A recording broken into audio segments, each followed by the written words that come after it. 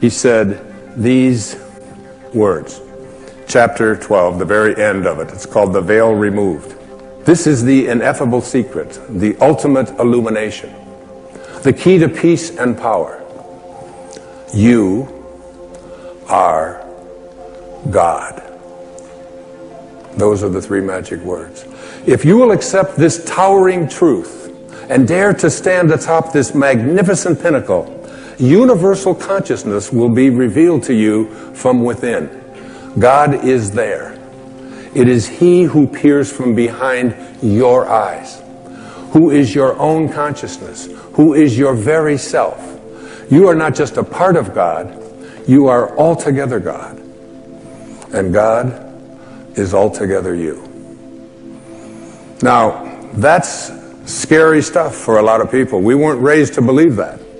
I'm not saying that you ought to go out into the world and say, excuse me, but you know who you're talking to, that I am God. And the reason that we laugh is because we think of God as the God that we've created in our own image. The God of the ego, the God who's angry, the God who wants special favors, the God who has the ability to heal but withholds it. But there's another word that Jesus used in the New Testament, and this is the God I speak of, quoting him. God is love. And he that dwelleth in love dwelleth in me, and I in him. God is love. Pure, unconditional, blissful, divine love. That's who you are. The second great teaching was a man named Neville Goddard, passed away in 1972, lectured over in California, particularly in the 40s and 50s and 60s. I read his book, The Power of Awareness, 7 times. I gave it to each one of my children at Christmas a couple of years ago, and they called me up and they said, Dad, it's great, but I don't understand it. It's a little heavy. I said, well, then maybe it's part of my dharma to make it a little clearer. And chapter 27, the last chapter of his book, The Power of Awareness, it says this: in all of creation, in all of eternity, in all the realms of your infinite being, the most wonderful fact is that which is stressed in the first chapter of this book. You are God. You are the I am that I am. You are consciousness. You are the creator. This is the mystery. This is the great secret known by the seers and prophets and mystics throughout the ages. This is the truth that you can never know intellectually. If you want to understand something intellectually, what you must do is analyze it, come up with a formula for it, study it, look at other experts about it, and come up to a conclusion. If you want to understand something spiritually, you must first experience it. You must come to know this within. In the New Testament, which I read completely before I wrote Wishes Fulfilled, Jesus is about to be stoned. And he says, why would you stone me?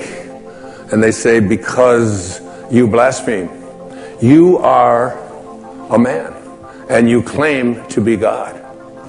And Jesus responds in his words, is it not written in your laws that I have said you are gods? All of you. We are all gods. We have within us, not the God that so often we are taught is outside of us, but the God that is love, the God that is perfect love, the soul that wants to expand because it is infinite and doesn't want to be restricted. And I came across some great teachings that were sent to me. They showed up, as we often think they show up as accidents, but you come to realize that there are no accidents in this universe. Everything that takes place have the pieces moved around by something bigger than all of us.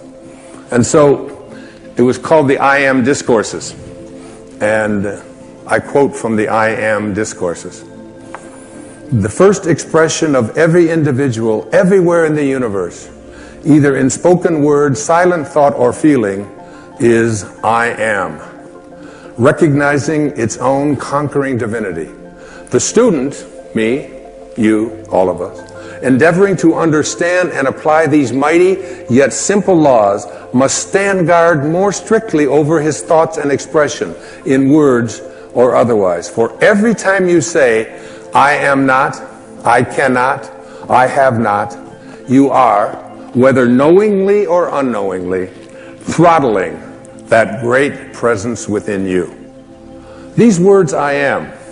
I opened up this program with the words, I am well. I am perfect health. And where do you think they came from?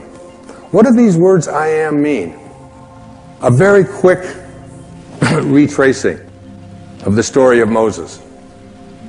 Moses, this little baby who was born at a time when the Pharaoh had ordered all male children to be drowned in the Nile, and Moses' mother took his little baby, put him in a basket, and floated him down the Nile. Moses was discovered by the Pharaoh's daughter. The Pharaoh's daughter raised Moses as her own son and the Pharaoh's grandson.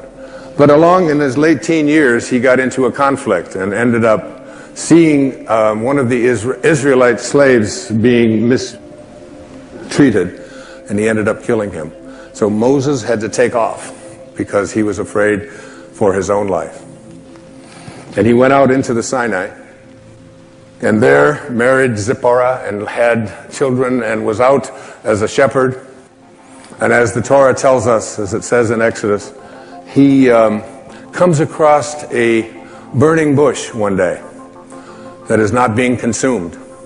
And the bush speaks to him. And rather than even misquote this even a little, I brought from my hotel room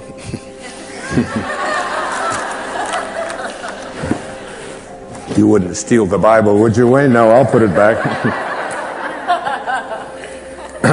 So the bush speaks in Exodus chapter 3 and says, Moses, Moses.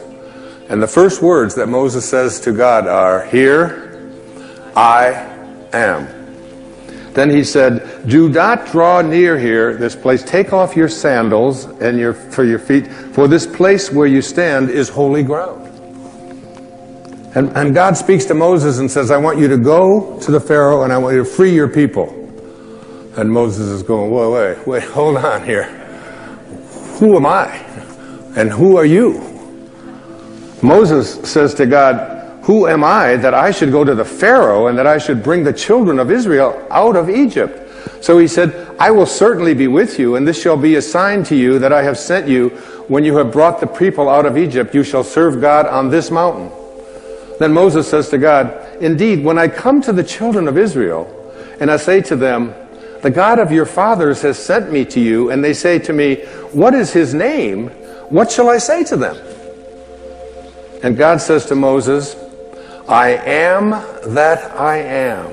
And he said, Thus you shall say to the children of Israel, I am has sent me to you. This is my name forever, and this is my memorial to all generations. My name is I am that I am.